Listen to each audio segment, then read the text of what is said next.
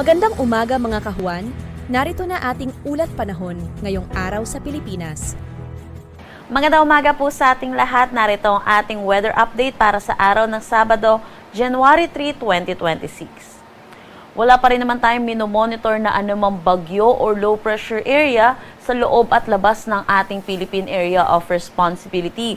Pero meron tayong tatlong weather system na inaasahan natin makakaapekto dito sa ating bansa.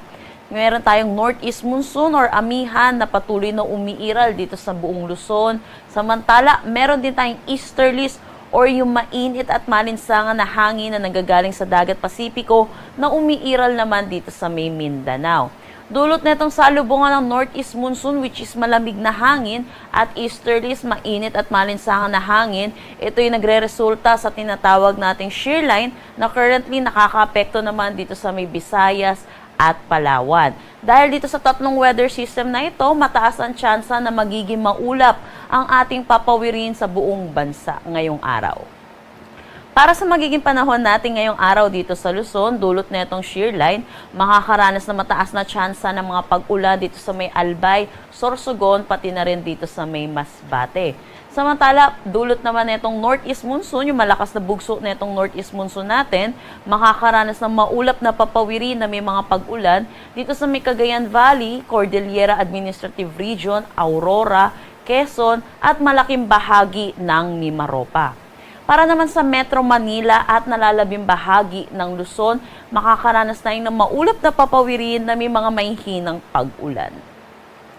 Para sa agwat ng temperatura dito sa Metro Manila at Lawag, 22 to 28 degrees Celsius, Tuguegarao 20 to 28 degrees Celsius, Baguio 14 to 20 degrees Celsius, Tagaytay 21 to 26 degrees Celsius, at Legazpi 24 to 30 degrees Celsius. Para dito sa may Palawan at Visayas, dulot ng shear line, makakaranas sila ng mataas na tsansa ng mga kalat-kalat na pag-ulan ngayong araw.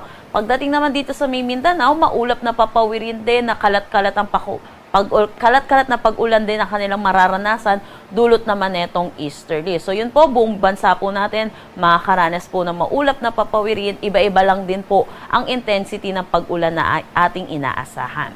Para dito naman sa ating temperatura, dito sa Kalayaan Islands at Puerto Princesa, 24 to 30 degrees Celsius. Dito sa may Iloilo, Cebu, Tacloban, 25 to 30 degrees Celsius. Zamboanga at Cagayan de Oro, 24 to 32 degrees Celsius. At Davao, 24 to 32 degrees Celsius.